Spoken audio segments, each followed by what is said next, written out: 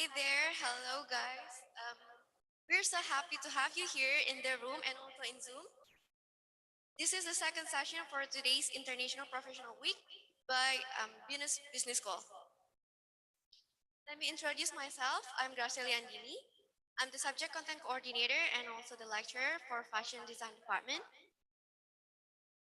But before we go any further, I would like to just draw your attention to a couple of the housekeeping rules. Okay, so please make sure that your microphones are muted. And also, if you will, please turn on your video during the session so we could feel your warm virtual presence. And also for BINUS students, please change their display name with NIM, full name, class. Okay, with the examples over here. Also, there will be during the Q&A session. You can simply drop your questions in the chat, or later on, please unmute yourself to ask directly to the floor. Finally, there will be an exit ticket for you to scan, because we really want to hear from you. And also for the SAD point submission, the same link will go for that one.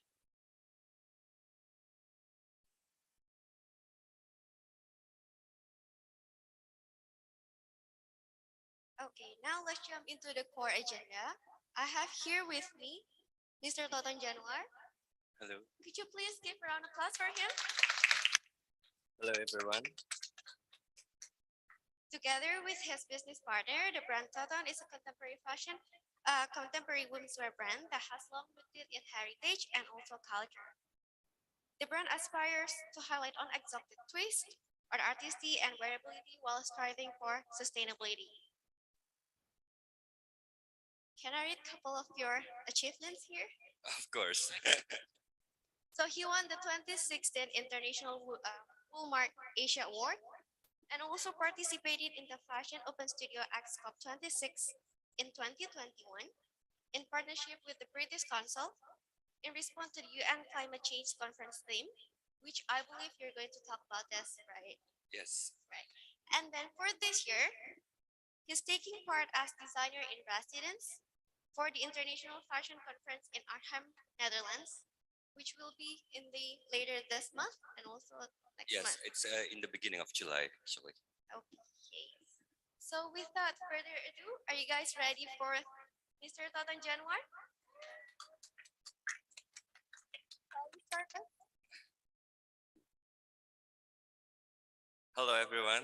Thank you so much for having me today. And I'm really happy to be able to share a little bit of my experience as a fashion designer and as a business owner in Indonesia. And of course, I would like to promote and to share our agenda in sustainability fashion. So thank you so much once again. And yeah, hopefully I can contribute to this class. Can we play the video?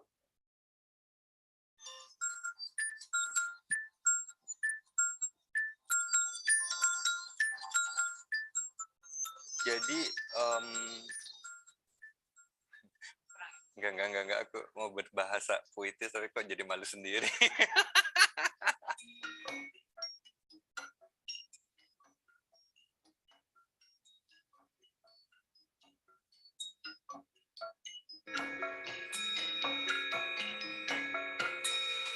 Toton terbentuk di tahun 2012. Pada saat itu, saya dan partner saya Haryo ingin membuat suatu brand yang bisa menerjemahkan budaya dan kerajinan Indonesia ke dalam bentuk yang lebih kontemporer.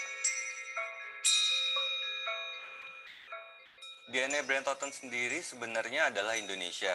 Jadi dari inspirasi, dari jenis-jenis teknik yang kita pakai, siluet, semuanya berdasarkan dari pengalaman dan pengetahuan saya sebagai orang Indonesia dan budaya-budaya di Indonesia. Sejak awal mula Toton membuat koleksi, kita tuh memang selalu bekerja sama dengan pengrajin lokal, terutama bahasa estetik yang kita gunakan memang banyak melibatkan kerajinan tradisional. Salah satunya adalah embroidery yang dari awal memang kita selalu pakai sebagai vocabulary kita. Kemudian setelah berjalannya waktu, kita mulai menelusuri dan mulai mengeksplorasi kerajinan-kerajinan lain dari Indonesia seperti tenun, kemudian batik. Kita mencoba mengangkat beberapa jenis kerajinan yang kita kembangkan menjadi suatu bentuk baru yang lebih modern.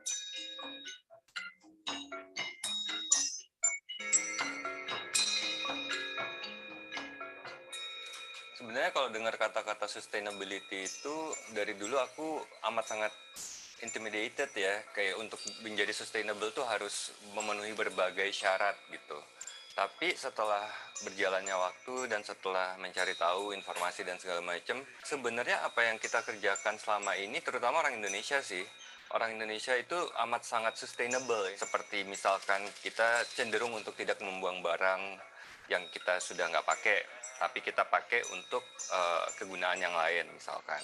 Di fashion sendiri sih, akhirnya menurut aku bekerja sama dengan pengrajin, kemudian menggunakan bahan-bahan yang lebih alami, itu merupakan pilihan-pilihan yang sebenarnya lebih sustainable. Penerapan sustainability di Toton sendiri sebenarnya terbagi atas dua bagian. Jadi yang dari awal kita sudah kerjakan itu adalah bekerjasama dengan pengrajin, kemudian mengolah kerajinan tradisional yang ternyata masuk ke dalam sustainability budaya atau cultural sustainability. Biasanya kita ngobrol, kita explore mereka biasanya pakai teknik apa, kemudian mereka biasanya ngerjain kain seperti apa. Dari situ kita bikin modifikasinya untuk Toton misalkan seperti apa gitu. Pengrajin yang akhirnya menjadi home industry itu mereka harus survive ya, mereka harus bisa bikin model-model yang baru gitu. Kalau yang kayak Lagosi ini dikerjakan sama ibu-ibu yang punya waktu luang doang. Jadi mereka pagi ini udah ngurusin anak, ngurusin suami, siang udah agak kosong, nenun gitu. Makanya satu kain ini bisa 3 bulan selesainya. Sementara kalau kayak seperti kain yang Garut gitu, lebih home industry, jadi mereka lebih profesional lah in a way. Toton sendiri mulai bekerja sama dengan pengrajin dari Garut ketika brand kami terpilih menjadi salah satu nominasi di dalam International Woolmark Prize di tahun 2016. Ketika itu kita beride untuk mengolah serat wool menjadi bahan lewat bantuan teknik tradisional alat tenun bukan mesin atau ATBM. Ketika mencari-cari siapa yang bisa mengerjakan, akhirnya bertemulah dengan para pengrajin dari Garut, di mana para pengrajin dari Garut ini amat sangat antusias untuk bisa mengeksplorasi serat wool yang mereka belum pernah kerjakan sebelumnya. Dan itu merupakan salah satu benchmark ya atas kerjasama kami dengan pengrajin-pengrajin dari Garut ini. Titik awal di mana Toton mulai untuk secara sadar mengaplikasikan sustainability lingkungan ke dalam koleksi Toton itu sebenarnya dimulai ketika kami diminta untuk membuat suatu koleksi khusus untuk acara Dewi Fashion Nights di Jakarta Fashion Week 2017. Di dalam perhelatan itu, kita diberi tema yaitu modernism. Setelah kita berpikir apa sih yang menjadi hal utama ketika kita memikirkan tentang sesuatu yang modern, aku ngerasa yang paling penting adalah kita sebagai manusia tuh lebih aware terhadap sekitar, terhadap alam terutama. Dan akhirnya waktu itu aku memutuskan untuk membuat koleksi tersebut full dengan menggunakan bahan-bahan bekas dan bahan-bahan yang tidak terpakai di studio. Dari koleksi tersebut akhirnya kita lebih berpikir untuk bagaimana nih mengaplikasikan limbah denim ke dalam koleksi denim Toton, karena Toton setiap koleksi memang membuat beberapa styles denim. Kemudian kita melakukan riset di beberapa pabrik-pabrik denim di Jakarta. Ternyata mereka itu menghasilkan limbah atau pre-consumer waste yang cukup banyak, dan pre-consumer waste-nya ini banyakkan yang memang belum menemukan tempat untuk diolah. Akhirnya kita menampung dari beberapa tempat tersebut dan mencoba untuk membuat teknik-teknik yang menarik ke dalam koleksi Toton. Salah satu yang kita olah adalah dengan menggunakan teknik cacah tindas seperti ini, sebenarnya untuk mengakali bagaimana mendayagunakan perca-perca yang lebih kecil. Jadi misalkan percanya cuma berukuran 20 cm kali 20 cm. Potongan-potongan tersebut dibuat strip-strip bahan sebesar 1,5 atau sampai dengan 2 cm lebarnya. Kemudian kita atur sedemikian rupa dan kita tindas di atas bahan katun polos. Kemudian ada juga yang seperti patchwork seperti ini, di mana berbagai macam bahan yang berbeda kita satukan lewat top stitch atau jahitan tindas seperti ini. Ini juga sebenarnya bisa mendayagunakan banyak sekali sisa bahan pre-consumer waste dan hasilnya kelihatan lebih rapi dan lebih polish dibanding teknik cacah tindas. Ini untuk direncanakan untuk koleksi berikutnya adalah dengan cara menyambungkan potongan-potongan denim sambungannya itu ditutup dengan motif bordir. Setelah tahun 2017 itu sebenarnya akhirnya kita berpikir bagaimana caranya untuk mengincorporate this sustainability aspect ke dalam brand Toton. Jujur dari aku sendiri pun berpikir untuk berbuat sesuatu yang lebih lah, dalam artian sudah tidak cukup lagi cuman berkreasi atau membuat sesuatu yang bisa menyenangkan mata dan hati, tapi mungkin harus membuat sesuatu yang lebih punya arti. Jadi akhirnya Toton sendiri sebagai brand mengadopsi konsep keberlanjutan ini lewat membuat produk-produk denim dari bahan-bahan upcycle dan recycle. Dan itu kita kerjakan di setiap koleksi hingga saat ini. Bagi brand Toton sendiri, sustainability atau keberlangsungan itu merupakan hal yang menjadi kewajiban untuk kita kerjakan. Jadi bagaimana caranya dari produk-produk yang Toton tampilkan, para konsumen atau penikmat fashion yang melihat koleksi tersebut dari nilai estetikanya dan kualitasnya, dan nilai sustainability-nya itu menjadi suatu hal yang wajar buat mereka. Tentunya masih banyak banget hal-hal yang ingin saya pribadi dan brand Toton juga untuk bisa kerjakan untuk lebih sustainable. Mungkin salah satunya adalah untuk bisa sourcing bahan-bahan baku, di mana di dalam negeri sendiri itu kita mempunyai pabrik-pabrik yang bisa menyuplai desainer-desainer dengan sumber yang jelas dan bisa dipercaya.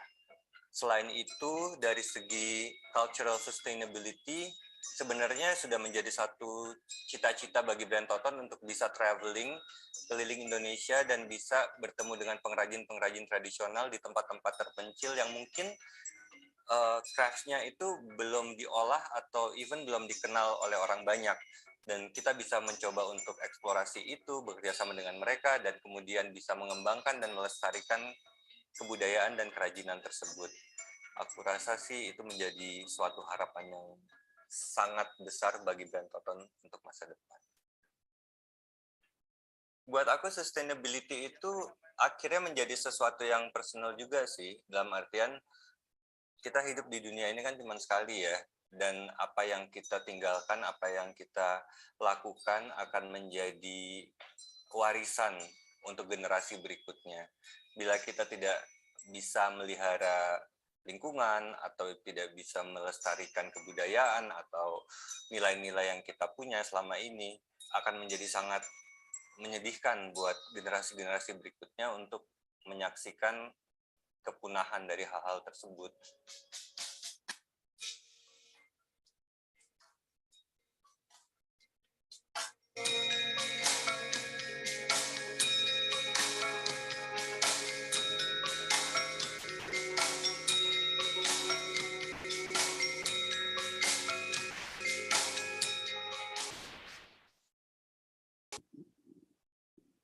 Wow, amazing. Much for the video. Thank you.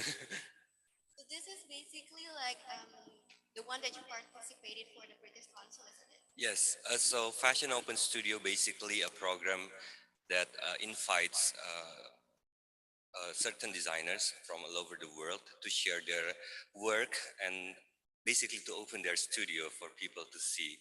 So most of them doing different kind of effort, a sustainability effort in their fashion practice. So for us to be included in this program was like such an amazing opportunity.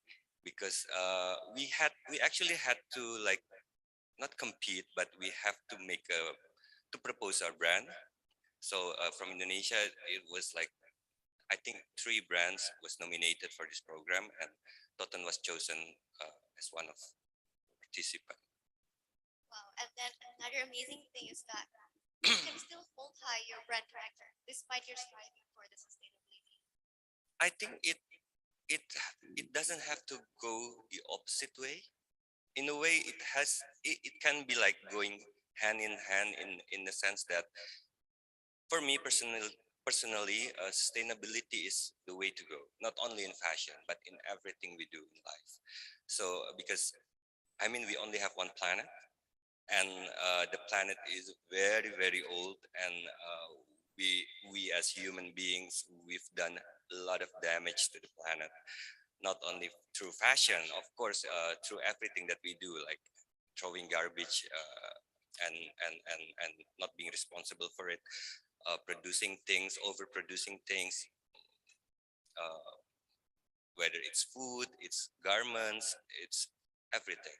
So human beings have exploited this planet too much, and I think for us, for me personally as a fashion designer, it becomes my responsibility to do a little bit of effort, maybe if it's not perfect yet, but we're striving to go there, and at the same time I think combining it with our aesthetic and our point of view, and we hope we can propose a better point of view of fashion. And like from the video that I saw just now, the Chachatinas, how did you come up with that idea? Because like it's just from the stripe fabric, right? Like, Yes, actually, it's not something new. It's something similar has been done before. I think it's not traditionally, but in Indonesian household or Indonesian small factories or small manufacturing, like like cassette or things like that. I mean, they utilize the the the percha, the small fabrics, and then they just put them together, and then they put stitches on it, and then they cut it. They cut the fabric to make some kind of like fake chenille, something like that. But I think chachatindas or that technique, we come up with that because we find a lot of fabric waste, denim fabric waste that we can get in a very small sizes. So we try to utilize the smaller size first, because the smaller size most of the time are the one that end up at the dumpster and pollute the environment. because I also read it that fashion industry is one of the most polluted industry, right? Yes, With that's lots true. of textile waste. Yes. But then another question following up on that one. Mhm. I know that in the beginning it must be really hard, right? Difficult to just do the sustainable practice. Are you, how do you manage up until now from 2017 doing this sustainable practice while educating your consumers? It's really funny though, because starting Toton in 2012, we have never planned to be a sustainable brand. So we just do what we like, which is Indonesian, based on Indonesian culture and craftsmanship, and we started from there. And over time, in 2017, I think we got this challenge from Jakarta Fashion Week at that time. So we were chosen as one of Devi Fashion Night's designer, and we had to make a special collection with the theme of modernism. So at that time, in my mind, being modern means we have to be more aware to our surroundings and, of course, to our environment. So I decided to make a collection using all the scraps and even our personal clothes that we don't wear anymore. So that collection was the starting point of being sustainable or doing the sustainability effort for us. And then the reaction was fantastic. I mean, the denim pieces from the collection was produced, and then we sold the collection through our store Ara at that time. And then we decided uh, from then on we just use either scraps or use denim fabric in our collection for denim. But we never established ourselves as a sustainable brand, because for me it's such a huge responsibility. I mean, if you claim yourself a sustainable brand, you have to be sustainable from the thread, from the button, from the fabric, even from the fiber of the fabric, and everything in between. So we have we, we we weren't there yet at that time. Of course, now we have not reached that point as well, but I think being doing the effort, uh, making our brand visible to people who actually do the sustainable effort out there in the world. So that's why when Fashion Open Studio approached us, we were hesitant because we didn't think that we are in the category actually. We never say that we are sustainable.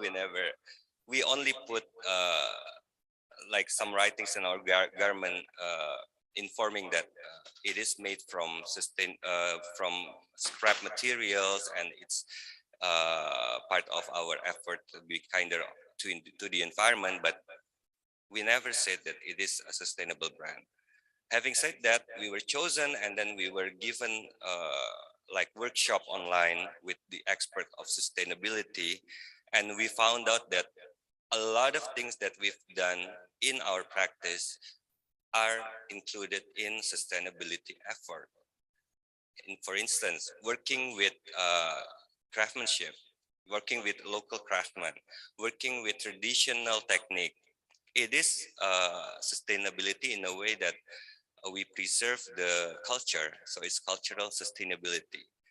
So there's environmental sustainability and there's cultural sustainability, and those effort counts in their eyes. So I was really pleasantly surprised and happy with that. So are you going to bring this new sustainable collection for the upcoming Arnhem conference? So the Arnhem Biennale invited us to be one of the designer in residence to show our, basically it's still under Fashion Open Studio. So in a way, it's like I'm bringing my studio there. Yeah, so they are giving us a space to set up and to install whatever we need to show how we work. And I'm going to highlight our work with denim, with scrap denim, and the technique that we use to make our garments to upcycle this denim. So you're pointing out that we can still use the textile waste, even if it is so small, we can still make it into a garment. Yes, I think so. I mean, I know for a fact that another designer from Indonesia that that is invited to the Arnhem Biennale, Widi Asari. I think she's doing something with the fiber. So it's down to the fiber. They just put everything together. They destroy it until it becomes like fiber, and then they press it, and then they make a new textile out of it. So I think we need to think from the small things first, because the small things are the one that overlook most of the time. So small things are count as well, right? Yes, it counts. Okay. Can I open the room for Of asking you course. questions? So we have here more than 180 participants. Is there anyone who would like to ask Mr. Toton questions? And may I add, you can ask in Bahasa as well. So don't hesitate.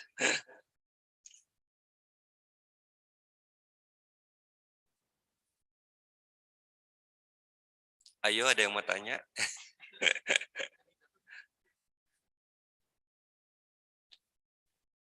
Okay, we have one here. Okay. Could you please state your name and then directly ask him?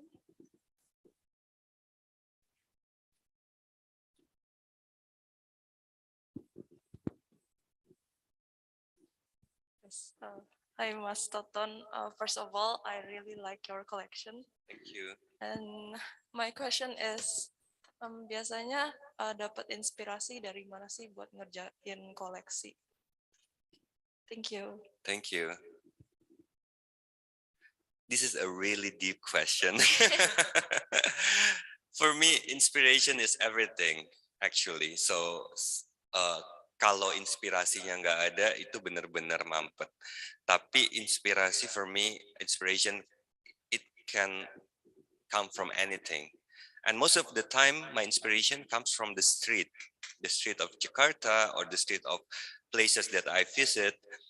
Karena di jalanan, on the street, you can see a lot of different kind of people, like people from maybe riding the fancy car or people just going to the market with their things that they're going to sell.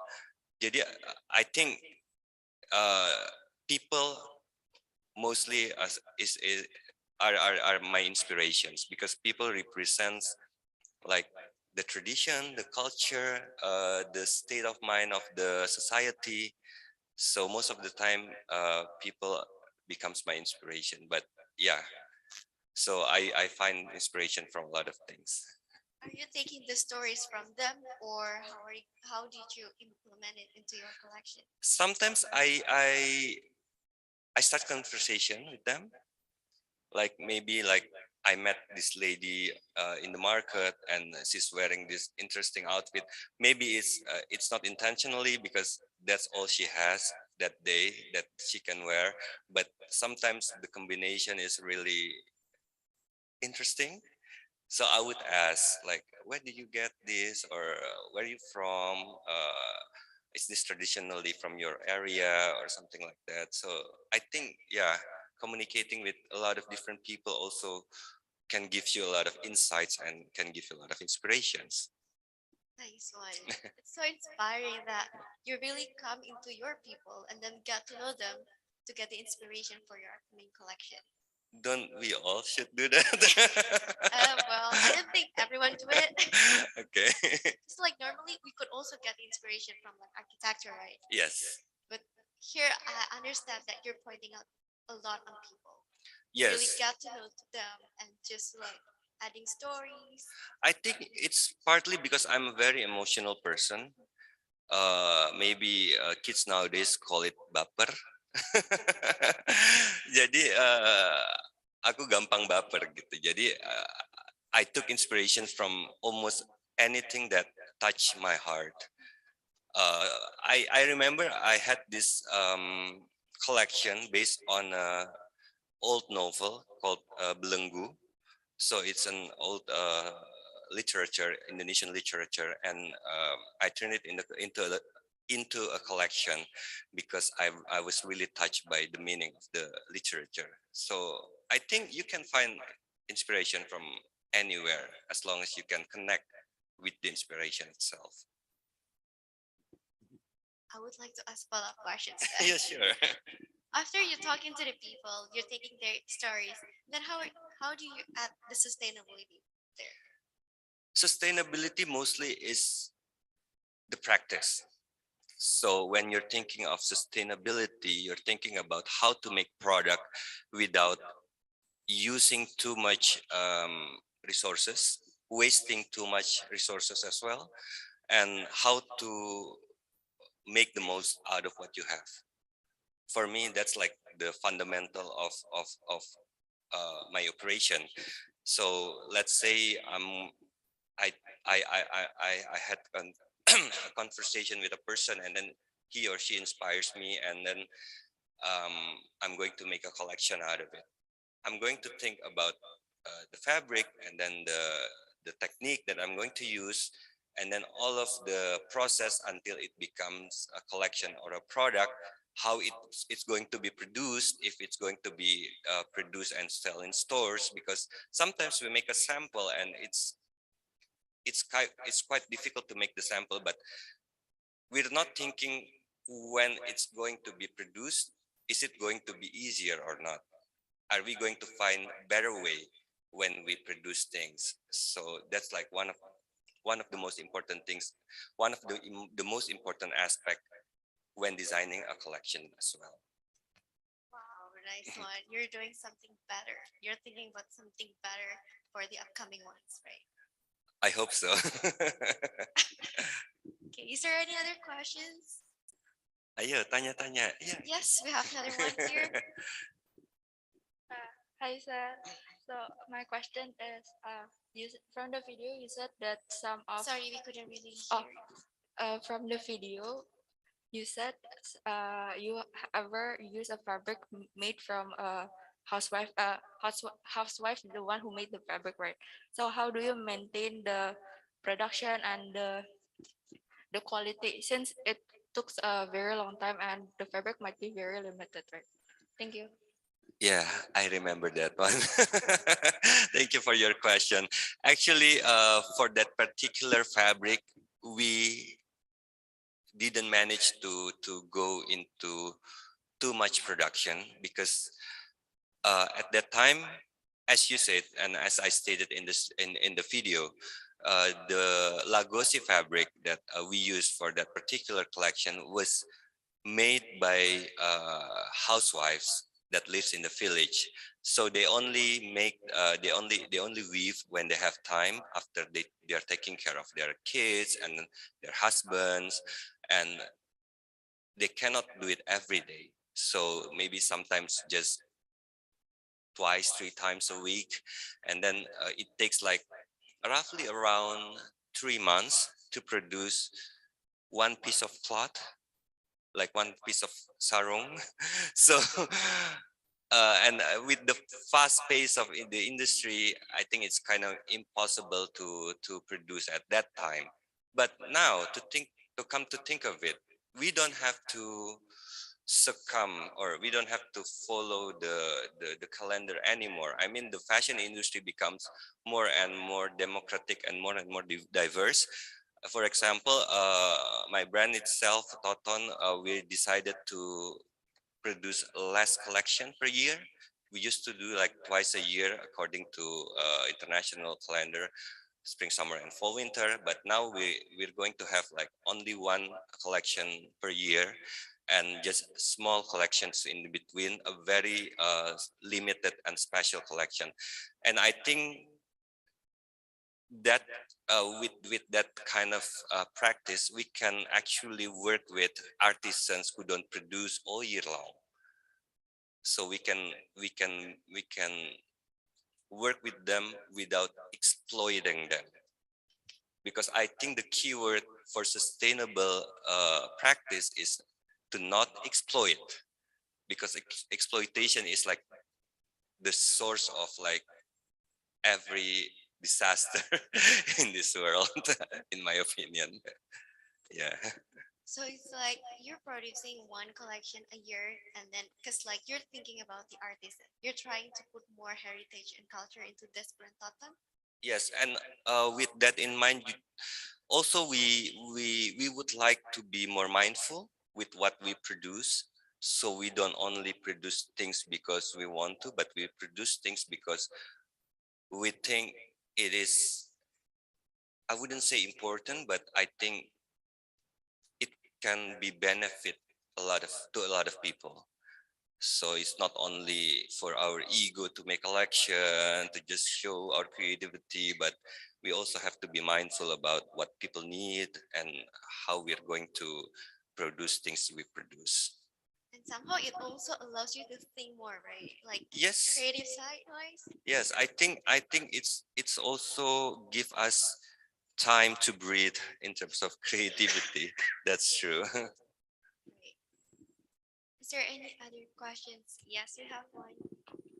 Hi, sir. I would like to ask a question. So, Toton is taking inspiration from Indonesia heritage and also taking it into a more modern take, right? And also, Toton is working with a more sustainability take on the brand. So, I would like to ask, what's the hardest part about working with that? And also, how do you solve that obstacles? Thank you.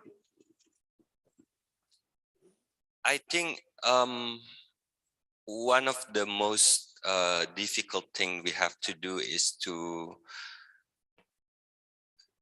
find dependable resource in terms of fabric or textile or things that we use for our collection, because if you work with, say, scraps, you cannot like expect the same thing all the time will be available.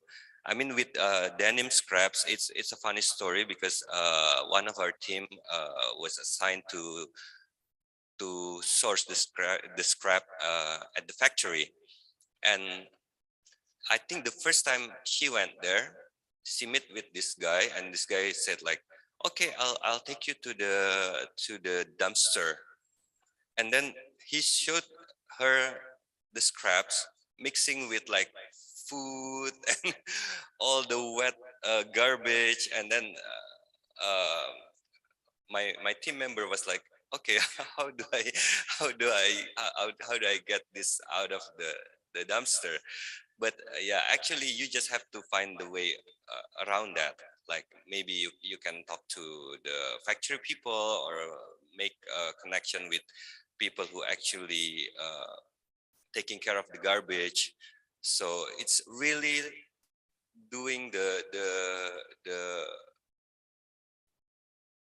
dirty work, no pun intended, to make it work. I think that's like one of the thing that we learn from our sustainable effort in Toton. And also, I think working with craftsmen, they're not always well. I have to say they are not always the most cooperative one. So most of the time they have their own idea about things, and then they have their own way of doing things. And when you come with an idea or a modification or even a different fiber, let's say when we do the collection for International Woolmark Prize, they never touch wool fiber in their life, and then we had to bring like this wool fiber and then trying to make it work with their ATBM machine, and it takes like trial and error and like almost 5 people trying to do it and give up. But at the end of the day, you just have to find a way to make it work. Okay, thank you, man. Do you have any questions from the chat?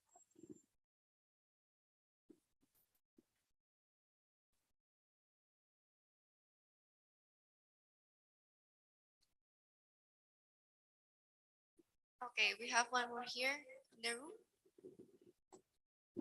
Hello, my name is Wendy. I wanted to ask, there are a lot of competitors, and usually people would just go to a certain brand that they want to work with. What motivates you making your own brand? That's it. Thank you. Thank you for your question. I think it is important for everyone that uh,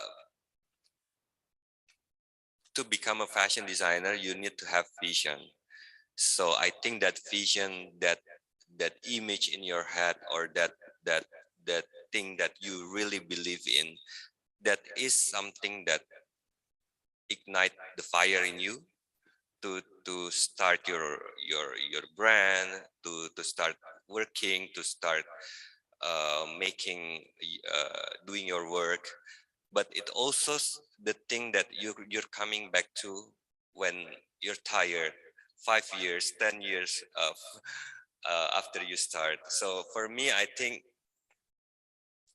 my love for my country, my love for Indonesia, and how I really want to be able to translate what I've taken for granted all these years, so it can be presented in a bigger scale.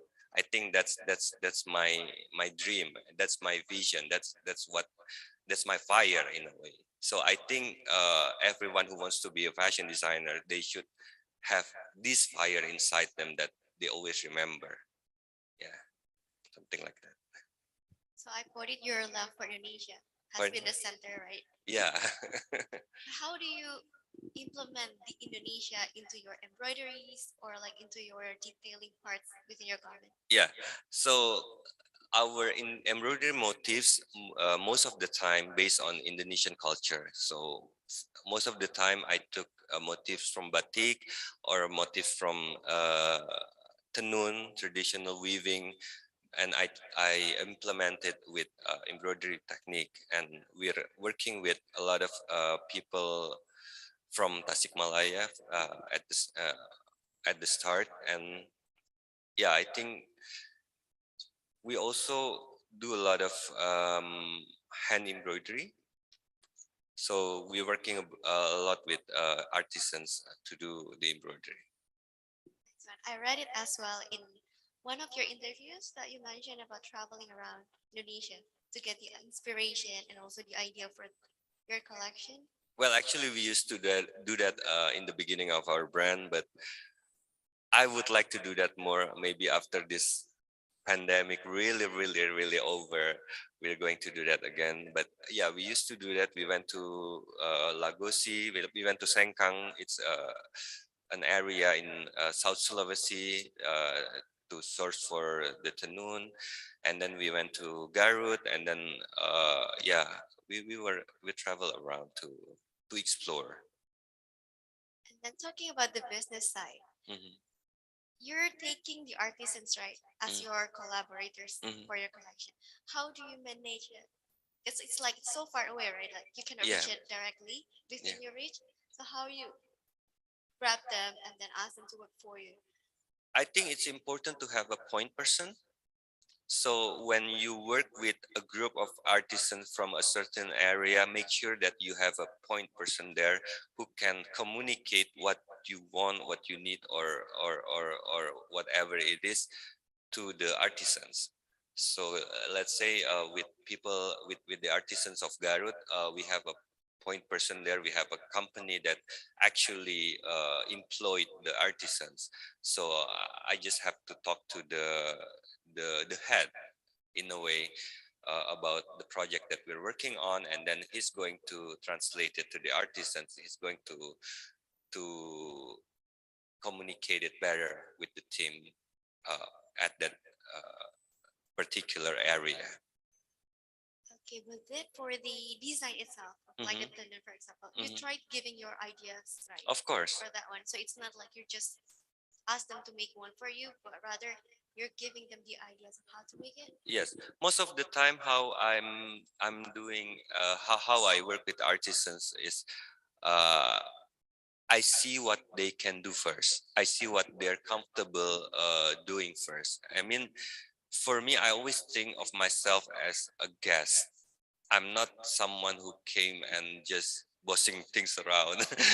I mean, I'm a guest at someone's house, and I have to be like very polite and very respectful of the house, and I have to, in a way, study what they're all about.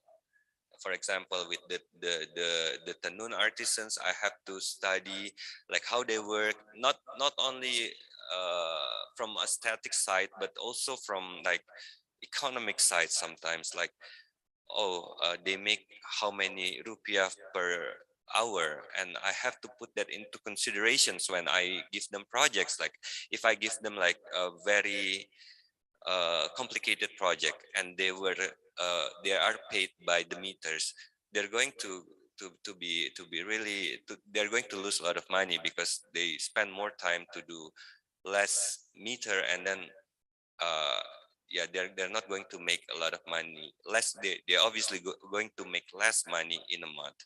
So that kind of things I have to put into considerations. Well, also like you as the brand owner and the business owner, Mhm. how do you see Indonesia with the sustainable industry? Hmm. Me myself, I don't want to proclaim myself as like a very sustainable person. For me, I always proclaim that we do effort to be kinder to the environment. That's why maybe people judge us to be a sustainable brand. But I think, unfortunately, a lot of brands, I'm not saying specifically in Indonesia, I think it's all over the world, sustainability becomes a trend for them, or sometimes it becomes a business gimmick. So, so they have these terms now, greenwashing. Yes. So I think a lot of company do that, and it's unfortunate that if sustainability becomes a business gimmick in a way for a lot of company. I think for for a company to become sustainable, they have to think about their mission. They have to think about their vision as well as a company, because you cannot be giant, you cannot be too big, you cannot be mass when you're being sustainable, because just being sustainable means you will always be small or medium.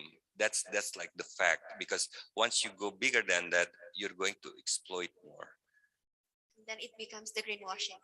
Exactly. And then you're becoming the thing that you campaign against. Well, so it's like you're combining your aesthetic, you're combining the environment responsibilities, Mhm. like the safe environment, and then the creative part. I was, it must be really difficult, right, to just like squish your brain to think about those things as well.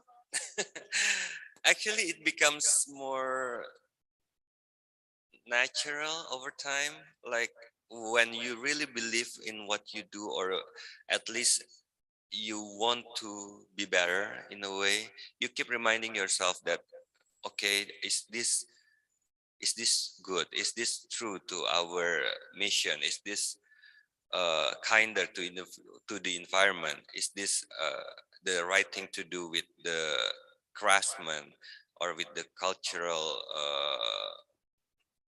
impact? I think automatically you will ask those questions in your process when you have the mindset of you want to do better. You want to do better for not only the environment but also with the people around you. But a good heart, though.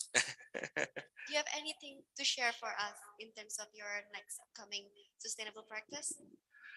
Well, actually, we're planning a big collection next year. Hopefully, it's going to be including more sustainable pieces. And of course, we have this residency in Arnhem next month. And it's going to be exciting because I'm going to uh, not only represent Indonesia, but also I'm going to introduce our way of life in a way. I want to tell them that traditionally Indonesian people are sustainable.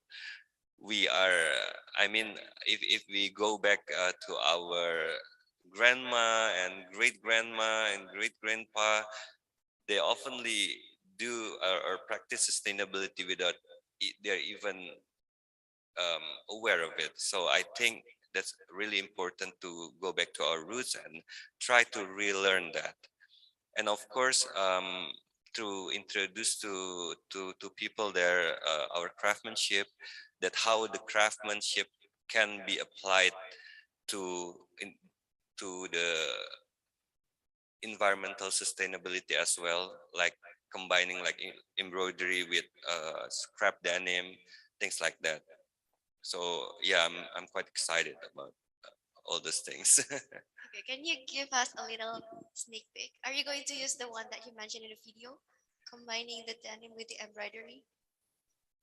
I don't think we have it in the video, but yeah, I think from our previous collection we have like this uh 3D applique flowers that was made by embroider uh, uh, uh, traditional artisans, and then it's made from denim. So I think we are going to highlight that in our time.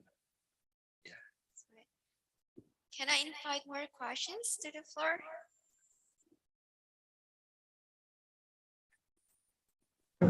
Boleh tanya apa aja loh.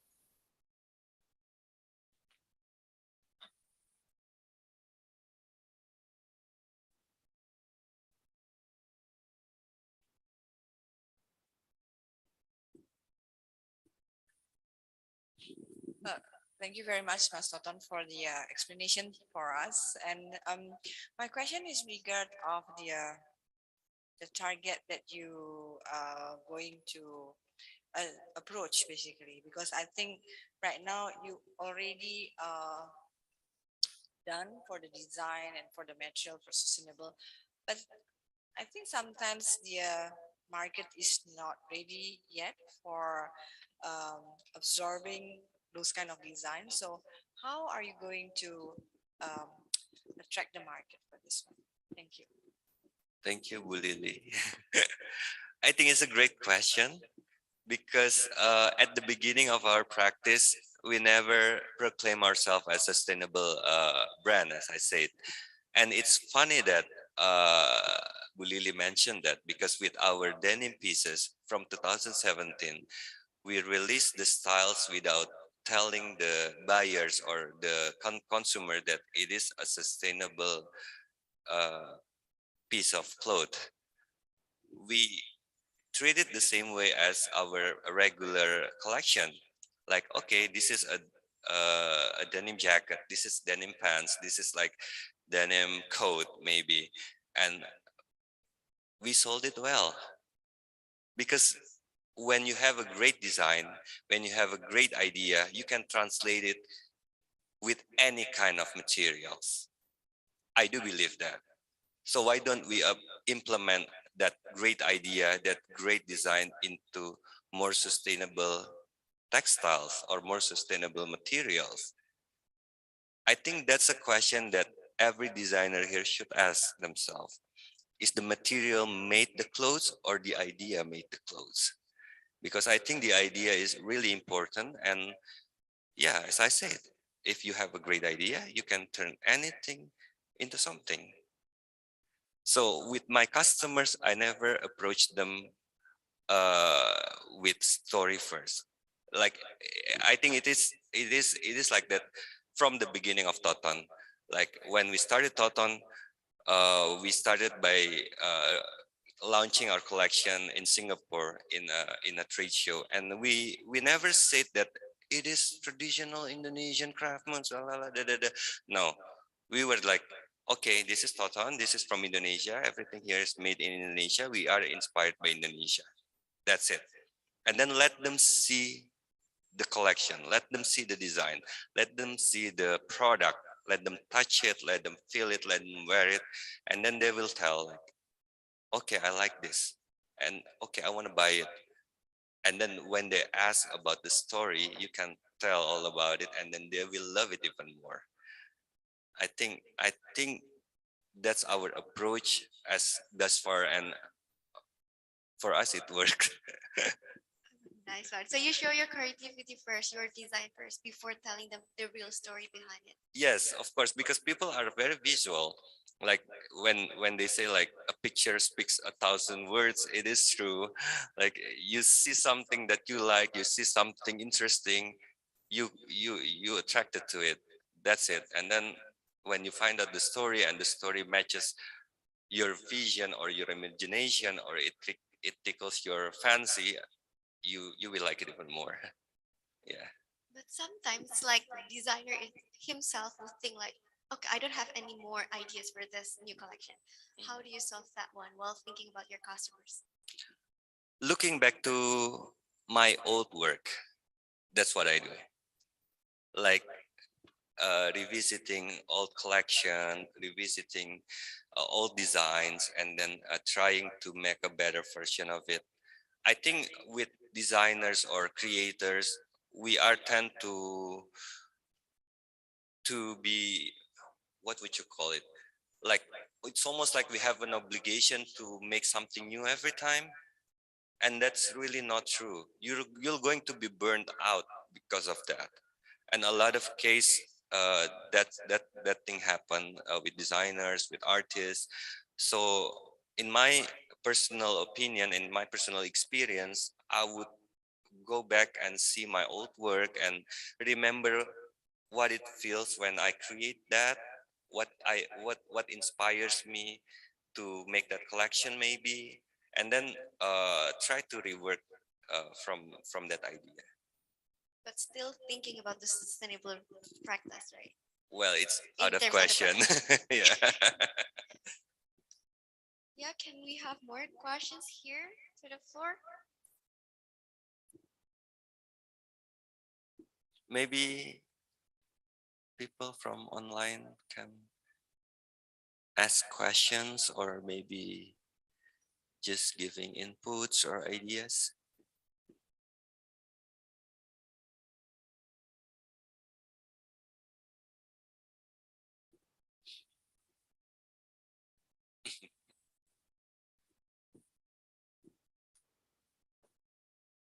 Okay, let me read it.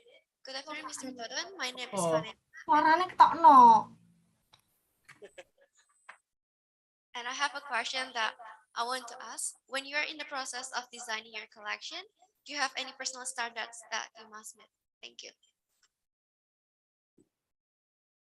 Okay, thank you, Vanessa. I'm not really clear about personal standards here, like in what terms. But I think when I design something, of course, I'm thinking about the woman I'm designing for. Like, is she going to be comfortable wearing it? Is it going to be a piece that uh, too much or too simple or yeah, things like that. That considerations, of course, going into the process of designing, but also personal standards. I think maybe she's referring to like technique or things like that. Yeah, of course, we do have like certain kind of standards and rules in doing a piece of garment in Toton, like the seams or the cut or the finishing. It should be on in a certain way, so it is justified the price and the image of the brand itself. If I can just revise it again, like from the questions. If you if you are asked three words that would really state this is Toton's garment, what would it be? What would it be? Uh, I think it's Indonesia for sure. It is of high quality, hopefully, because the standard that we always strive for, and hopefully it is thoughtful. Wow, Yeah, thoughtful. thoughtful. Because I think it is important to be thoughtful when you're designing something, because I often find it really exhilarating as a customer when I find a piece of garment that surprises me in a way that like, oh, the designer thinking about putting a pocket here so I can put something here, or the designer thinking about having a slit there so I can walk or do things like that. Small things matter. You really love looking into small details right there. Yeah. Right, next questions would be Mr. Toton, who is your favorite fashion designer inside and outside the country? Hmm. I think I mentioned this earlier in my career as a fashion designer when I got interviewed that your favorite designer, and I think it hasn't changed much. I really like uh Miuccia Prada uh before Raf. No offense for Raf fans. But I think Miss Miuccia is a very if we were talking about thoughtful, I'm going to say Miuccia Prada is thought provoking, because it's always throwing these new ideas that shaking things up in the fashion industry, like it challenge your perspective, it challenge your values or your standards, your taste sometimes, and most of the time she's succeeded with that. So I really like how her thoughts processing in that term. I also like Dries van Noten for his ability to work with cultures, his ability to love traditional craftsmanship, but at the same time presenting a very beautiful and timeless collection. So yeah, that's I really appreciate from Dries van Noten. And I used to growing up, I used to love Lee McQueen so much, Alexander McQueen. So yeah, I think he's a designer in a way that he sells you the dream, he sells you the vision. He he is what makes fashion in a way that it's a place to escape, it's a place to be inspired, and it's a place to create a better world. Yeah. It's not just a mere of garment to cover your body. Yes, of course. What about the inside country, the local designer? Local designer. I think I do admire the work of Mas Bian. Yeah, Mas Bian is one of the most successful Indonesian designers, and he's very good in working with culture as well. And yeah, I think I also adore Mas Edo, Edward Huta Barat, with his traditional kebaya and his loves for textile. Yeah, I think the two of them is on my top list. Okay, on to the next questions. Hi, Mr. Toton. How can you find the DNA of your brand in the first time? It's quite a long story actually, because before I got my education in fashion, I was working in Jakarta already in fashion as as a studio designer assistant. And at that time my love for fashion was like focused on the Western fashion, or to the Japanese fashion, like anything but Indonesian. Because I don't know, maybe I was young and I was it was the starting of the world opening up for me. So it's almost like I see a lot of things out of Indonesia better than Indonesia itself. So and then I got the chance to go to Parsons, and then I met a lot of people there, and they asked me a lot of questions about my country, about Indonesia, and about where I'm from, and I'm telling them stories about Indonesia. It's not only Bali. We have this, we have that, and then they will say like, "Do you still live on the tree?" Like, no. Are you kidding me? I mean, yeah, that's a real question. They actually asked me that. It was 2005, and they asked me that. So yeah, so it it it makes me rethink the way I see Indonesia, and it makes me realize that Indonesia is a very rich and powerful in terms of aesthetic, in terms of culture and heritage. And why would I look anywhere else for inspiration, for DNA, if you might say, for myself and my brand? But going back to my roots, so in 2008, I go back, and yeah, I start to learn more about Indonesia before I started the brand. So on. Okay, the following up question would be, what are the most important elements of a fashion brand? What are the most important elements of a fashion brand? I think this is like fashion business 101.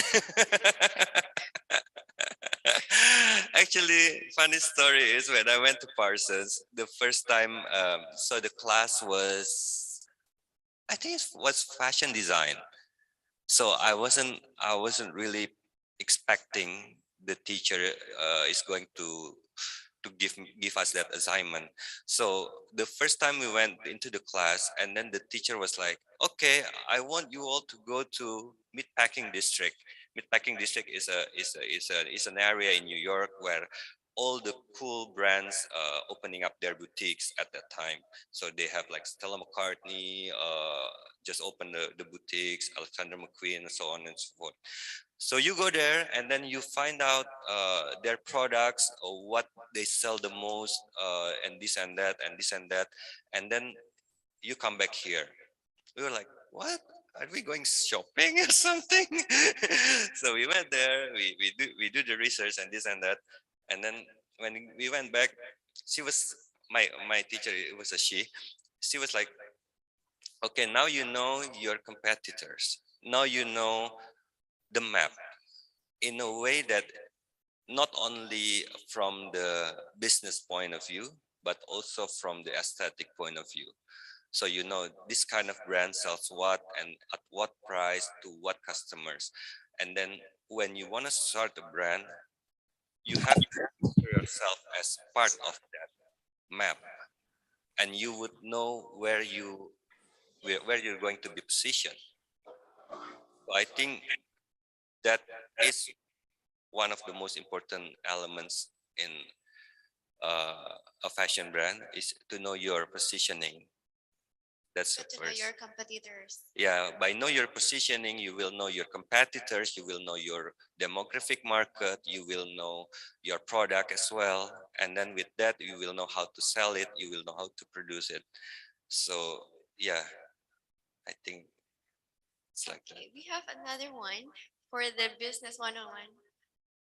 Can you give an advice to the fashion students? What are the 3 things to start the fashion brand like your own? 3 things to start the fashion brand. I think it's more than 3 things. What are the most top 3 ones? I think, of course, like you gotta have the knowledge, you gotta have the resources, you gotta have the vision. That's like one of the most important thing. But I think on top of all, you gotta have the determination. Oh yeah. Because it's a tough industry, and it's not going to be like a year or two. You you want your brand to last, and to do that you will have to have endless supply of determination. Yeah, What about any other tips aside from those 3? I think for me, if you want to have a brand, one of the most important thing to know is your purpose, the purpose of your brand. You want to be a brand that inspires, or you want to be a brand that making money. Yeah, there's no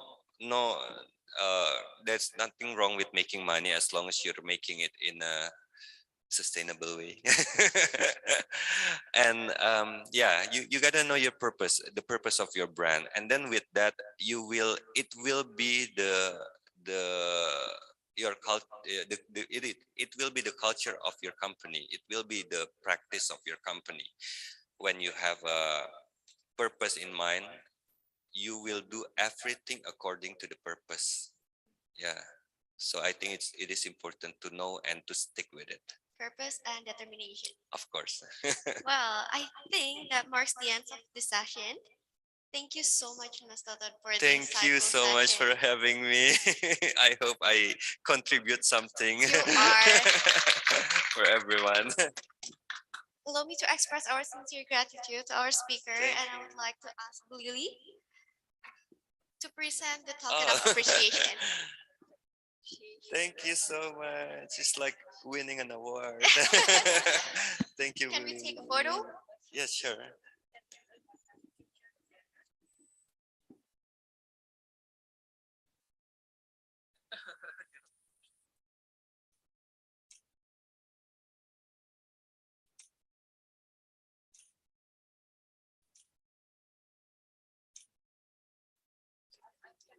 Yes.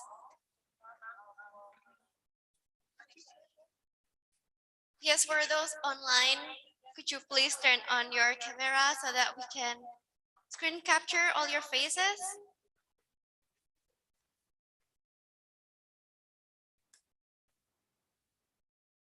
Yes, come here.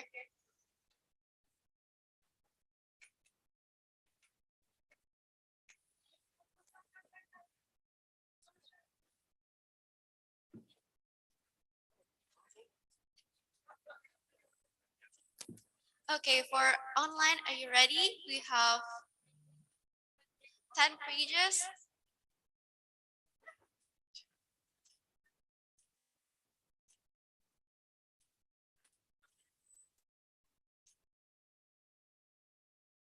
Okay, ready for all? Okay. One more?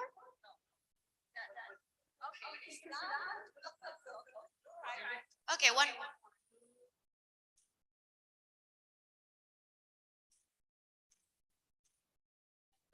Thank you so much, Mas Toton.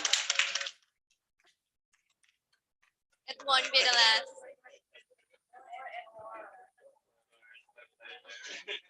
Also, thank you for all the participants who joined us online also in this room. And we have an exit ticket. Yes, could you please scan this QR code or go to the link for the SAD point submission? And also we want to hear from you.